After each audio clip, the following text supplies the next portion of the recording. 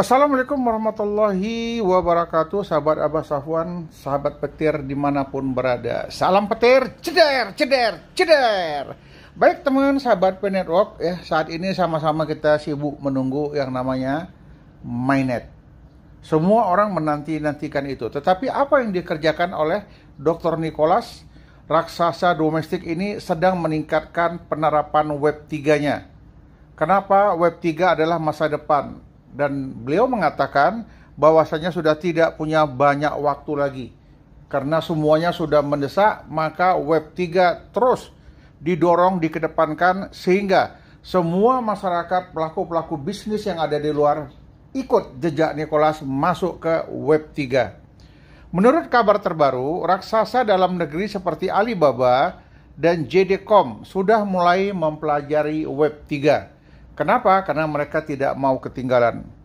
Secara khusus, Alibaba Corp dan anak perusahaan Alibaba secara aktif berpartisipasi dalam penelitian Web 3. Seperti apa Web 3 itu? Bagaimana kemajuan Web 3 untuk masa depan? Jadi seorang raja bisnis tingkat dunia boleh dikatakan Alibaba yang bergerak banyaknya di Cina, ini secara otomatis terus membentuk tim untuk mempelajari Web 3. Tujuannya adalah untuk menyediakan layanan bagi beberapa perusahaan dalam negeri dan membangun aplikasi Web 3. Kemudian Alibaba menyatakan berencana untuk mengembangkan terus perusahaannya melalui Web 3.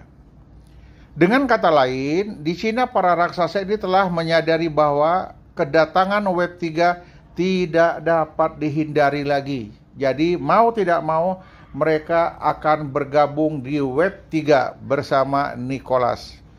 Oleh karena itu, mereka harus memulai tata letak dan penelitian. Jika tidak, mereka akan tersingkir dari dunia bisnis. Bagi core team, itu tentu hal yang baik. Karena raksasa Alibaba ini sudah mulai menata di masa depan. Lebih banyak orang dapat mengetahui apa itu Web 3 yang sebenarnya. Dengan cara ini, Web 3, core team dapat dengan cepat memasuki bidang penglihatan semua orang. Poin ini sangat kritis. Agaknya saat kita memperkenalkan Web 3, kami kepada orang lain, 9 dari 10 orang yang melihat Web 3, banyak yang tidak percaya apa itu Web 3. Karena rendahnya popularitas teknologi Web 3 dan blok-blok rantai yang tercipta. Jadi masih terus disosialisasikan Web 3 itu agar semua masyarakat, semua pelaku bisnis mengetahui manfaat dan kegunaan Web 3 itu sendiri. Ketika raksasa domestik dan banyak aplikasi Web 3 muncul, kesadaran semua orang akan meningkat. Saat ini kondusif untuk peningkatan pesat Web 3, ekologis kita, dan ada peluang besar di situ. Meskipun raksasa domestik sedang menyebarkan, meneliti, karena situasi domestik mereka tidak dapat membuat rantai publik seperti yang kita harapkan. Oleh karena itu, core team memiliki waktu, tempat, ruang yang tepat, dan banyak perusahaan diajak bergabung untuk memasuki Web 3 bersama Nicholas.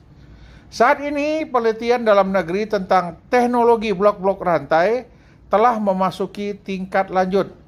Namun, NFT raksasa domestik sulit tumbuh karena banyak dari mereka tidak memiliki dukungan publik milik rantai publik seperti yang ada pada P-Network. P-Network ini ibarat jaring laba-laba yang merebak kemana-mana. Bagaimanapun negara-negara dalam dan luar negeri dengan cepat memasuki Web 3, ingin bergabung bersama, memasuki tahap eksplorasi metaverse.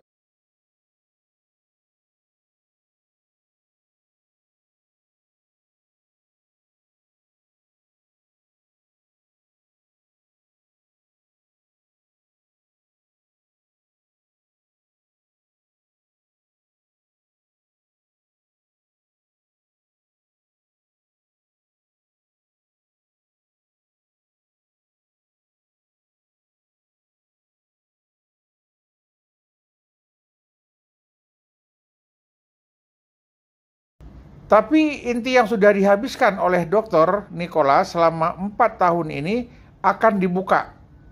Kemajuan zaman selalu perlu dipimpin oleh sebagian orang-orang yang tidak memperhatikan kepentingan pribadi.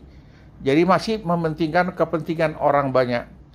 Tidak banyak waktu, kata Nicholas, dan setiap orang perlu menguasai sedikit lagi, terutama tren Web 3 saat ini.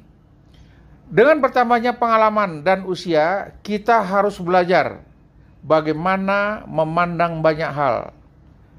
Kedewasaan adalah semacam kecemerlangan yang cerah, tetapi tidak menyilaukan. Semacam ketebalan yang tidak mencolok. Semacam ketinggian yang bisa dilihat jauh tanpa curam. Inilah kata-kata Nicholas yang sangat luar biasa. Kita harus menyingkirkan yang dulunya muda dan sombrono dan belajar untuk teguh dan tulus. Bersabarlah ketika sesuatu terjadi, mantap dalam berbicara dan tulus dalam berurusan dengan orang lain.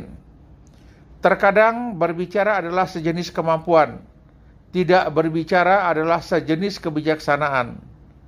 Jangan mengatakan hal-hal yang membuat orang marah. Jangan berkata-kata yang menghakimi orang lain sesuka hati. Jangan mengatakan kata-kata yang bersaing. Jangan mengatakan hal-hal yang tidak ada hubungannya dengan diri kita sendiri. Hanya dengan mengendalikan mulut dan berbicara dengan tegas, seorang dapat menghindari, menyakiti orang lain dan diri sendiri. Dengan kata-kata yang tidak pantas, menjauh dari masalah dan menjauh dari benar adalah salah. Nah, jadi kita tetap fokus pada pekerjaan kita, tidak mempermasalahkan orang benar atau salah. Kita akan memasuki tahun 2023. Saya berharap, kata Nicholas, ingin semua orang menjadi kenyataan dan dunia ini akan menjadi seperti awan. Berharap para pioner dapat bersabar menunggu perkembangan Pi Network ini ke depan. Itulah kata Nicholas. Demikian mungkin hal yang dapat saya sampaikan. Salam petir. Jeder, jeder, jeder. Assalamualaikum warahmatullahi wabarakatuh.